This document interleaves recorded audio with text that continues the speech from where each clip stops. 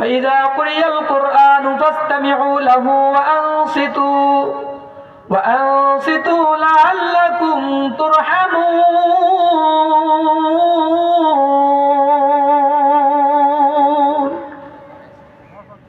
যখন কোরআন তেলাওয়াত করা হবে, কোরআনের আলোচনা করা হবে, কোরআনের ব্যাখ্যা করা হবে, তাহলে ওই আলোচনাগুলা ব্যাখ্যাগুলা মনোযোগ সহকারে শুনতে হবে, চুপ করে থাকতে হবে, যেখানে যেটা বলতে হয় সেটা বলতে হবে, যেখানে চুপ থাকতে হবে।